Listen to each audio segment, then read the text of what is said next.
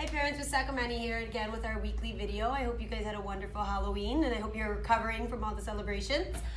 This week was with Halloween, a bit of a quick week and a fun week, so there's not too much to report on, but I want to stay consistent with these videos. So this week we looked at Halloween books, we looked at Give Me Back My Bones, which was a fun read, and it was about the skeleton finding all the bones in his body, so it was kind of cool because we got to look at all the different bones in our bodies, and we talked about it, and I showed the kids where they're located. So at the end of the day, these are all the bones that we learned about, and we talked about how important it is to keep our bones safe and healthy. And then we looked at a fun book called Pumpkin Town, which had a lot of great who, what, where, when, why questions in it. We took a look at Happy Halloween Little Critter, which is just a quick book that we read yesterday and on Wednesday with the afternoon kids. And then we looked at today, Be Who You Are. Now the reason for choosing this book, Be Who You Are, is because as I've said already in the other videos, next week we are looking at ourselves, what makes us unique, what makes us special. We'll talk about how important it is to be different, and then we're gonna do a lot of projects around ourselves and who we are. So this was all about being who you are, being happy with who you have in your life, what you have in your life. So we're going to continue with this for the next probably 2-3 weeks. Some of the things we did this week, we looked at letter G. We looked at uppercase and lowercase letter G as always, and the sound it makes, which is G. Now I did touch on a little bit with the kids that G does have another sound, which is J, like giraffe. It's something that will require lots of repetition because it is a lot for their little minds to take in, that there's all these letters and they all make different sounds, and some of them have 2 sounds, some of them 3, some have 1. So it's something that we really need to work on together at school and at home, so the kids are getting the same message with the letters and that consistency and repetition. Now with uppercase G, I'll just bring you to the smartboard to show you how we formed it, so you are using the same language at home. So uppercase G, I used my magic C, which the kids know the letter C is magic because we use it to build a lot of letters. So for uppercase G, we make a magic C, and I tell the kids we keep on going like that. So up and in, and they know that when we're doing an uppercase G that they have to go up to the dotted line and in on the dotted line. So that's how they create the uppercase G. Now a lot of the issues this week with our G was some kids would do stuff like this. So we really talked about making the ends of the C line up. So that would be lined up because then the formation is perfect. And the same thing for lowercase g. We use a magic C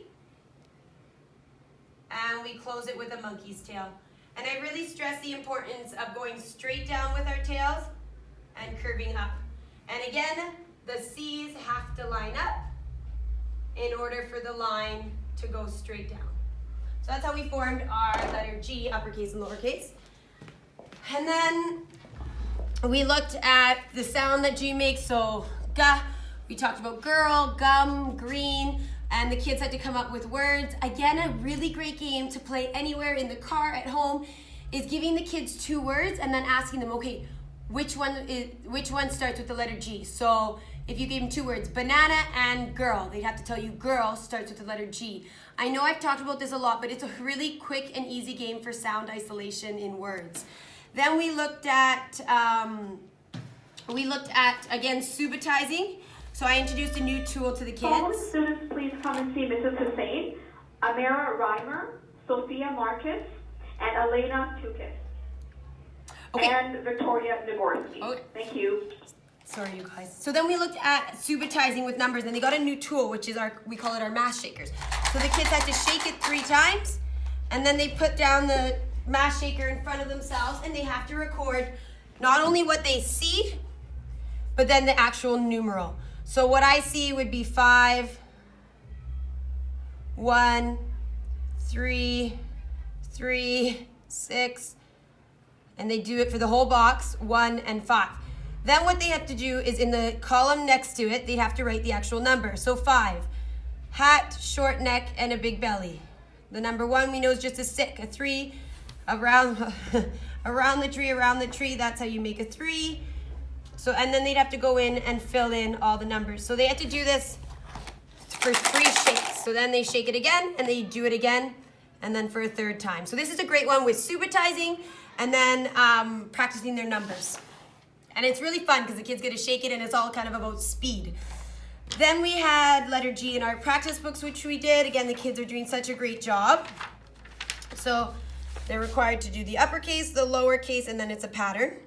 We started to introduce journals last week, and we're continuing to add an element each week. So some mornings the kids get to come in and build.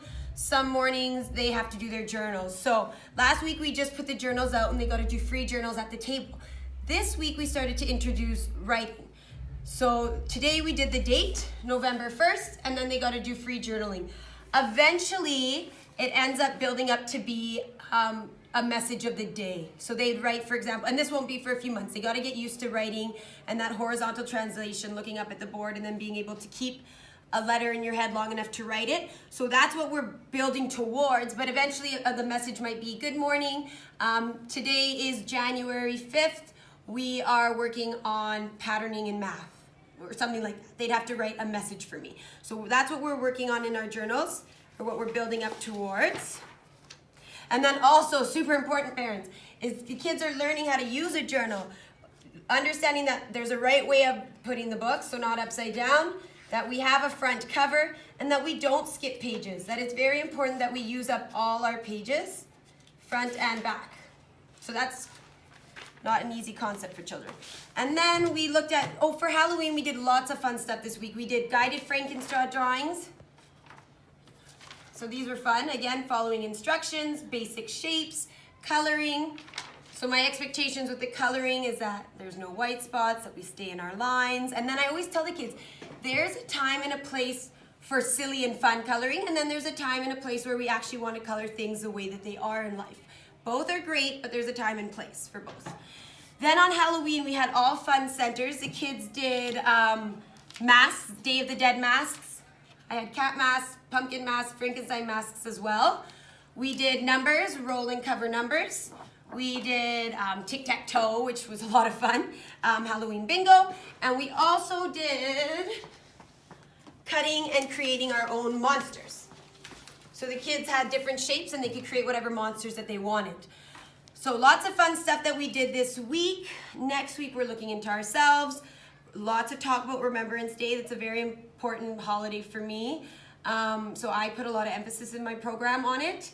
We're looking at the letter H. And lastly, parents, we're going to continue.